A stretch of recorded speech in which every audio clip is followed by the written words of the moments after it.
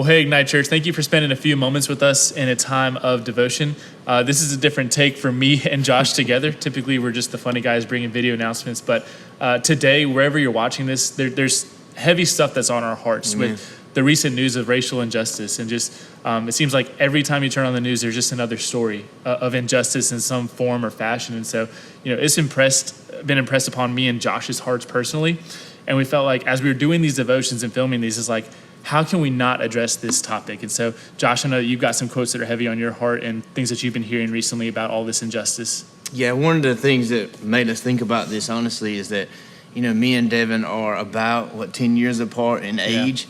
And so I was kind of asking him today how his generation felt as opposed to mine. And I knew I grew up knowing and believing that racism was very real. So it's not shocking to me that racism is going on. And I was kind of wondering if his generation, if this was surprising. I was blessed with parents who were very, against that. That was not something that is part of my household or my raising. But I know people who grew up and that was normal. Racism was normal.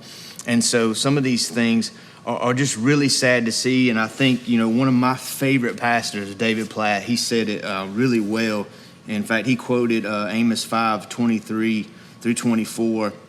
We're just talking about there, and I would suggest that you go read that, is that, how can we sing praises and just, sing out to God while all this injustice is going on? And he said about that verse, he said, we're fooling ourselves if we think God is pleased while we sing our songs and stay silent about injustice. Mm-hmm. And what it really reminds me is that, as someone, I can never understand completely racism. All I can see is the pain in my friends and just, I have a son now, and I know that you're married recently. Mm-hmm. And the idea that I would have to teach my son, if he was black, how to maneuver and how to do things differently because of the way you'd be treated, that kind of breaks my heart. And, I won't have to do that with Landon, but I know that there are friends of mine who have kids that have to teach their black children, their brothers, or, fathers, how to live in this world. And that's a sad thing, because I think you're going to go into is that fact is we are all created in the image of God, regardless of color. And honestly, I think a lot of us,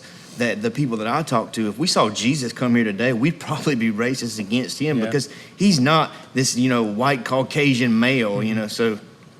Yeah, that's absolutely right. And man, I just feel like in situations like this, even something like this, we can all agree that like that video is just hard to watch. That recent video of George Floyd, being pressed to the ground, he can't breathe. And like, I think we would all agree that that's wrong, but so often, even stories like that just polarize us to different camps, Like we can just get so divided on even things like that and political party and so many different things. And just in this time of 2020, like the thing that's on my heart and on my mind is just when that man comes to Jesus and says, who is my neighbor? And it's just that idea of like, who is your neighbor?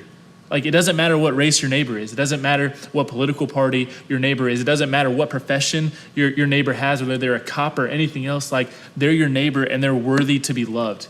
They're worthy of your love. They're worthy of your respect. And when you don't give them that freedom and respect that they deserve, then that's injustice. Yeah. And we cannot be silent about that. And I love that quote, is that like, we can't just come in here and sing praises and love a good God, but shy away from the fact that our God hates injustice. Like we can't shy away from that. I think my heart also breaks for like the good police officers. I know a lot of them who see these videos, and I know white and black police officers that are friends of mine, and it's like I know they're doing a great job, and that this hurts their heart as well. So, I want to be gracious in saying that not all police are racist. The truth is that racism is more of a social thing. In every area, courts, police, there are that injustice, and there's good and bad people in the world. And I think the hardest thing I struggle with is what do we do about it? What can we do as people?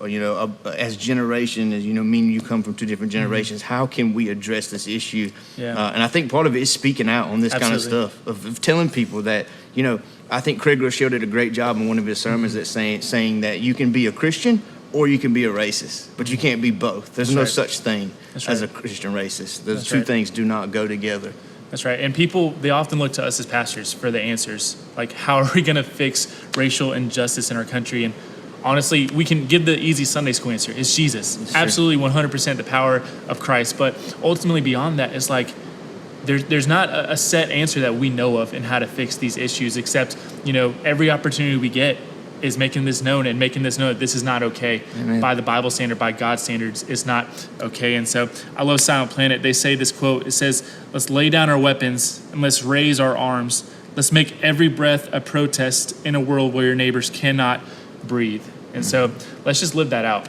Every opportunity we get, let's speak about injustice. Let's speak out against it and speak that everyone is created in the image of God and is worthy of love and respect. Praise. Thanks, man.